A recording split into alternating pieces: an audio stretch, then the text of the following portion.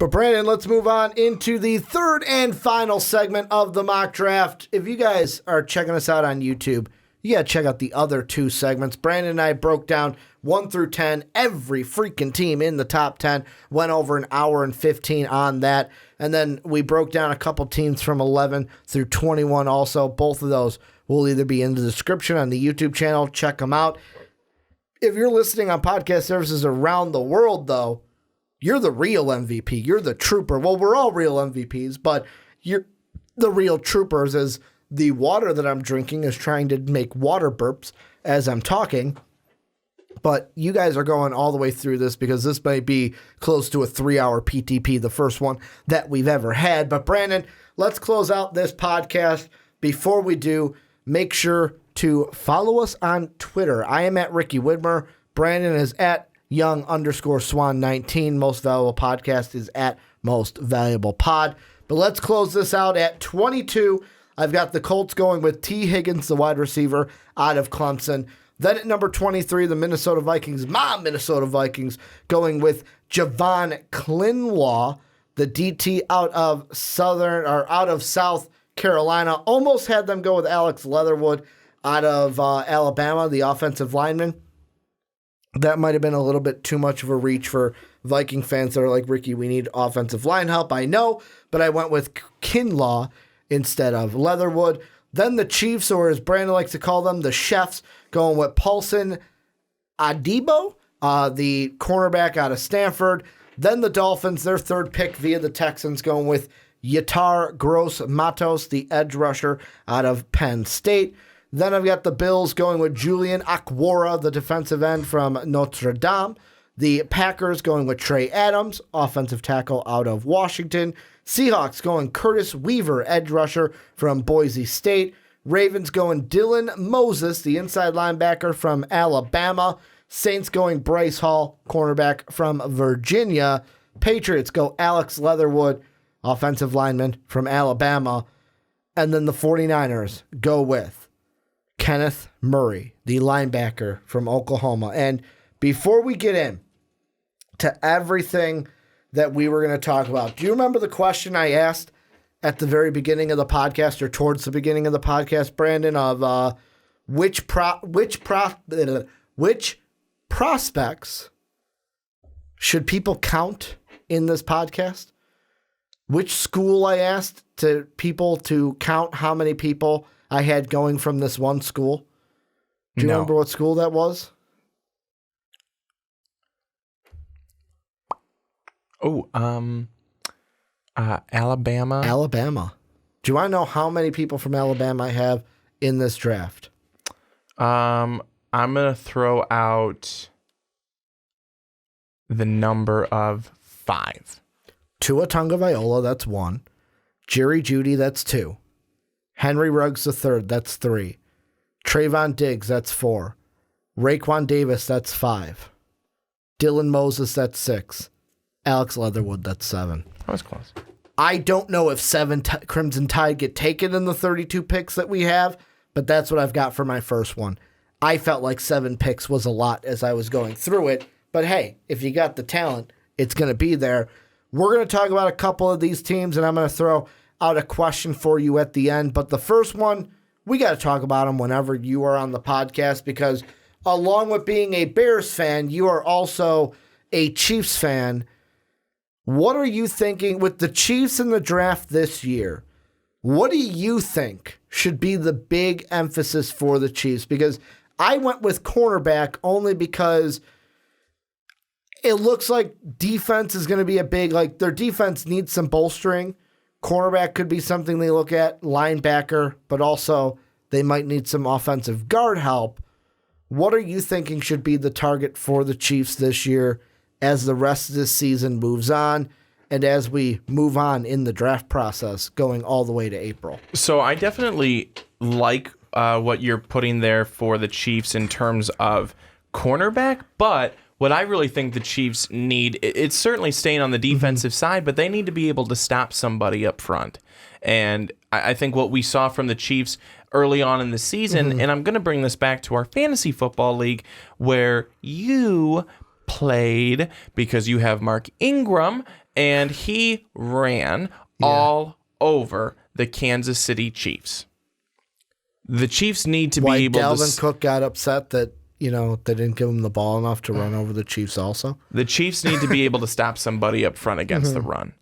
So you're saying interior linemen is what they should be looking at, or just anybody on the line? I think an interior lineman would be good. I mean, don't get me wrong. If you're able to get somebody who's a really, really good talent, and they're able to be, and they happen to be somebody in the secondary, I'm not against that. But I definitely think that where the Chiefs need to be looking is up front. Yeah. They need help up front to be able to stop the run, because, I mean, it's been like a nosebleed that it just keeps going right through the tissues or the Kleenex, whatever you would like to call your brand of white thing. And I think that that's where it needs to start for the Chiefs. If they're looking defense and they're able to get somebody up front, that's where they need to go, because it's been very apparent that they are struggling to do that. Now, they've gotten better. They got better against Denver. They were better there, and they didn't let Dalvin Cook run all over them. It wasn't stupid wild. I mean, he got his yards, but that was also with rushing and receiving. So I think that what the Kansas City Chiefs need to be able to do is they need to be able to look for somebody up front at the line. An interior would be ideal if they're able to. Yeah, and I mean, with the interior, the main reason of why I didn't in this mock have them go there is also it's just not available. Because to me, with the interior linemen, the three that are probably going to be taken in the first round are Derek Brown, Javon Kinlaw, and Raekwon Davis. Those are the three that people are kind of looking at right now. You could maybe go with a Marvin Wilson from Florida State. But I mean, really, Kinlaw, Davis, and Brown are the three that you look at. However, maybe in the next, as things morph and things move, do some of these guys fall? Because Kinlaw went just a pick before the Chiefs. Raekwon Davis went in our second segment. He went to the Jaguars at 20. So it's these guys aren't vastly far. It's not I'll say for the Chiefs, they're not getting Derek Brown. Derek Brown is not, I shouldn't say never, because a pot video could come out the day of the draft and he falls from 9 all the way to 24. But really, I don't see Derek Brown falling from 9 all the way to this third segment of where the Chiefs will probably be, because they're probably going to be a playoff team. I just think in general, whether it's whether it's the up front, whether it's the second level, whether it's the third level, the Chiefs need to go defense. Defense should be their point of attack, because I look at their team and I go, your offense is fine. Your offense won a game against a really good defense, and you didn't even have Patrick Mahomes out there. That's how good your team was. I know. The Vikings should have won that game, and it's not that the Chiefs played bad, but it was there for the taking. Mahomes wasn't playing. That should have been one that the Vikings won, and the Chiefs got away with it. And the Chiefs, when you get a win like that, you take it and you move on. They should be really feeling really good about their offense, because they don't really need pieces in the first round, in my sense. With me, it's just they need defense. Whatever is the best position available at whatever level of the defense you're at, that's what you go with. So if a Kinlaw is there, you take him. But if he's up, you go with a Paulson, a Debo, if I could say that right. If he's gone and Kinlaw's gone, then okay. Next one up, I'm going to go with a Kenneth Murray. I'm going to go with a the other linebacker from, where is he? Dylan Moses from Alabama. Defense should be on the mind for the Chiefs in the first round, no matter where they're at. The second team I wanted to ask you about, though, is we know them fairly well because our teams play them, the Bears and the Vikings, play them twice a year. And they're the Green Bay Packers. I looked at the Packers and I had them go offensive tackle because protecting Aaron Rodgers is a must. But going back to a conversation we had in the last topic of wide receivers, and with possibly 6 wide receivers being taken, are the Packers a prime team to go back to the wide receiver well? Because right now, the only wide receivers they're going to have under contract at the end of this year, Devonta Adams, Vontez Scatling, Equiminius St. Brown. Now you have guys like Kumro and Alan Lazar. They're RFAs or estimated RFAs, I believe is what ERFA stands for. But like Geronimo Allison, and Ryan Grant are both unrestricted free agents at the end of the year. Do the Packers, in your mind, look to just re-sign those guys, or do the Packers look, hey, if a T. Higgins falls, if a, I'm trying to think of the name I'm thinking of, out of TCU. I'm going to pull it up. Jalen Reagor.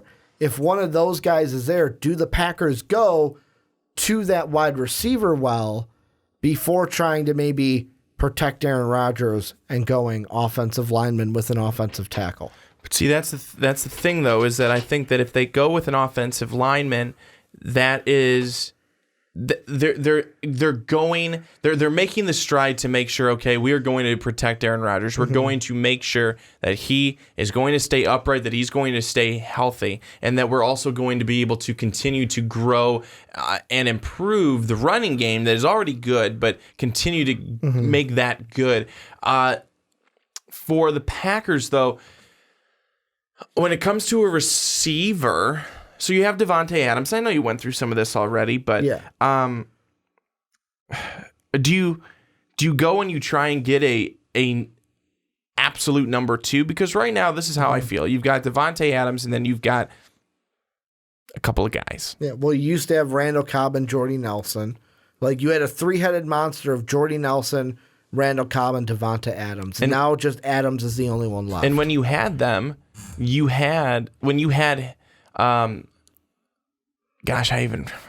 Graham is also I was going to say, year. I even remember Greg Jennings, but he was a long time ago, it feels like now. Well, he went to the Vikings and then retired. Yeah. But I think that's what you need. You need the next Jordy Nelson. You need the next Randall Cobb. And do you think that they have it in Marquez Valdes-Scantling and or in Geronimo Allison? I don't.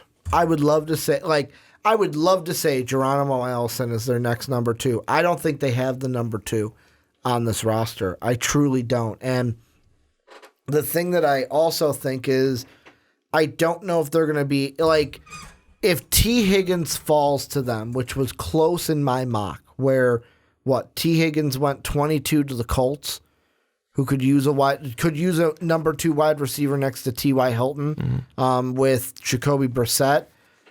If he falls, then yes, T. Higgins to me could possibly be the number two for that team. But I don't know, outside of Judy, Lamb, Ruggs, Senault, and Higgins, if there's a guy that's going to be the number two. Like, there's guys I like I love Donovan Peoples-Jones, the wide receiver out of Michigan, but he's not a guy you're going to take in the first round. He's going to be maybe a late second, early third at the soonest. And I haven't even thought about outside the first round, because obviously I don't do my full 7-round mock draft until we get to closer to draft time. I think like late March, early April is when I release that big bad boy. But I mean, I don't think, to answer your question, I don't think that wide receiver is on the roster. Now, the other thing I'm going to throw out there also is, you mentioned the running backs. Yes, Jamal Williams and Aaron Jones are good, but do the Packers almost think like, hey, their contracts are coming up soon also, wide receivers are kind of taken, I don't want to reach for one. Hey, but Swift out of Georgia is here. Do we go for him to kind of combat maybe a contract issue that they're going to have, not this offseason, but the next offseason, when they're going to have to not just pay Jamal Williams, but pay Aaron Jones as well?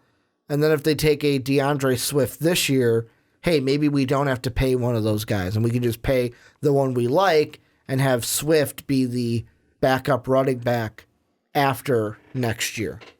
Yeah, I think that there's a lot of different ways that they could go with this, but I think that the Packers do probably have to look for another weapon for Aaron Rodgers, and that's even in a season where Aaron Rodgers is having a really good year. The Packers are having a really good year at 7-2, but there needs to be another weapon on that offense, and I think that because for too many times, and the reason I say this is because for too many times, it's been Davante Adams. Too much of just one guy. And then every once in a while, it's like, oh, and Marquez Valdez-Scantling had a good game.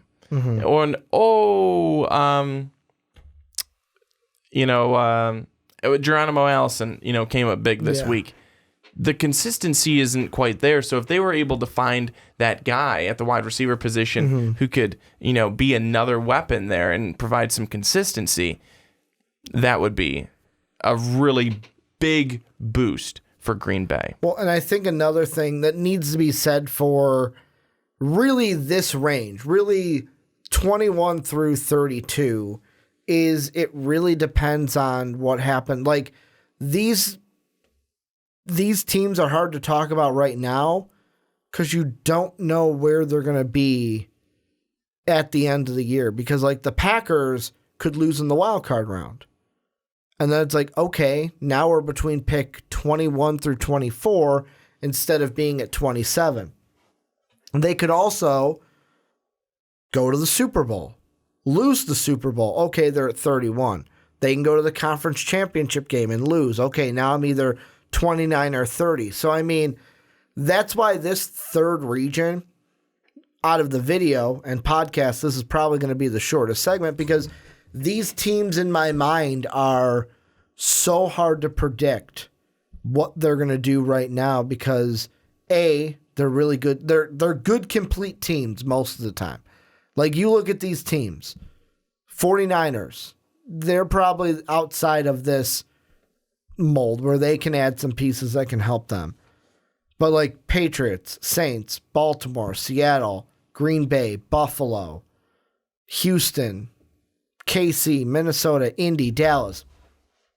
These are all complete teams.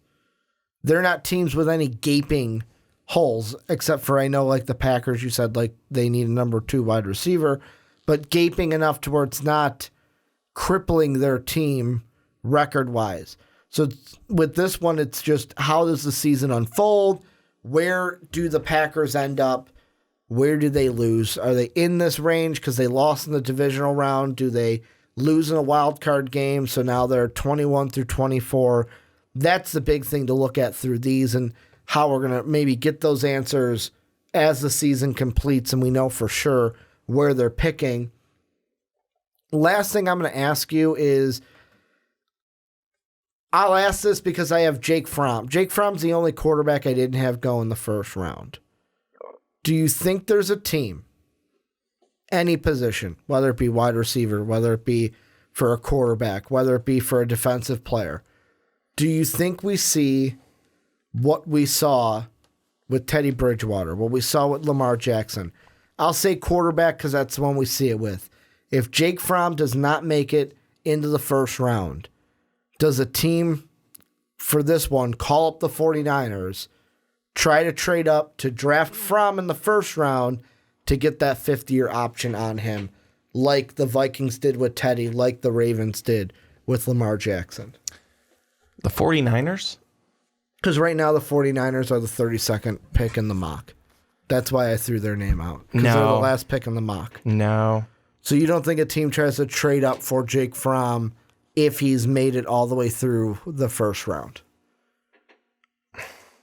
Because, like, I get the option part to get the 5th option, but Jake Fromm, from what he's shown this year, how far is he going to fall? Far. Okay. And I think that's the problem like, that I have right now. Is he going to fall early second or is he going to be late second? Like, that's the question. If it's early second, maybe a team does. But if it's late second, I'm not trading up to give up picks to get just a 5th-year option on him if I'm going to take him late second, early third. Yeah. Like if he's a Drew Lock range. Jake Fromm honestly has been, ever since we started talking about him a while back, he's just kind of been, I feel like, regressing. Jake from State He Farm. hasn't been making his name. He hasn't been putting his name out there as much as these other guys have been. And it's not because he's on some team that no one watches or anything. That's not the weapons? That's not the case. I just think it's. But people would argue the good quarterbacks don't need the best weapons. Drew Brees, Aaron Rodgers, good point. So I don't think that anyone's going to be reaching on him at the end of it all. Yeah. I mean, he's going to be the most interesting one in my mind. Because, like, you look at the wide receivers they have, he doesn't have, like, Alabama has 2 wide receivers that are high up there. Jalen Hurts has CeeDee Lamb. Trevor Lawrence has T. Higgins. Jake Fromm doesn't have that guy. Now, Jake Fromm has DeAndre Swift in the backfield. He's got Andrew Thomas blocking for him. But, yeah, I feel like he's been the one that's kind of just been slipping down the board ever so slightly, except for the people that hate Jalen Hurts in my mind. And are like, he's not going to be a first-round talent. I think Jalen Hurts is definitely going to be a first-round talent. Fromm will be, like, if Fromm then goes to the playoffs and plays well, do you think all is forgotten? Let's say Georgia makes the playoffs somehow, and Jake Fromm wins the whole thing with Georgia. Is kind of all is forgotten, or is it like, no, we still have the film from your other games this year. It's not just one playoff game or 2 playoff games changed your story. Unfortunately, I feel like amongst a lot of people, all is forgotten. Yeah. Because winning can forgive a lot of sins. But hopefully the scouts study that tape and go, no, we see the tape. And they would. Tape don't lie. And they would, but it would also, it would. He's a winning quarterback. It would boost him up boards for sure. So, any final thoughts about anything in the mock, or any thoughts on the Bears and their draft? Because they don't have a first-round pick again. And I don't have the energy to talk about them right now. So I'm going to say no. I don't have any final thoughts. Well, thank you guys for checking out this long podcast. I also got to thank Brandon. We had a marathon tonight, and he didn't have to. He could have just said, no, Ricky, I want to do What's Your Fantasy, and then you could do the mock draft on your own and talk to a camera in your own house. But I totally am thankful for Brandon. Loved talking to you about the draft for... Thanks for the invite. If I'm doing my math right, we're going to be at about an hour 15. Then I'll be nice and say 42 minutes, which would be, if my math is correct, almost 2 hours. And then another, 22 minutes here. So, yeah, about 2.5 hours of draft talk for you guys. But we love doing it. This is the start of the most wonderful time of the year, which is draft. Make sure to obviously patreon.com/mostvaluablepodcast to help support the channel. We cannot do this without the support of our patrons. Make sure to also follow us on Twitch, twitch.tv/mostvaluablepodcast. Thank you to Brandon for coming on and doing this with me. Thank you for you guys watching and listening. And as always, have a good day, everybody.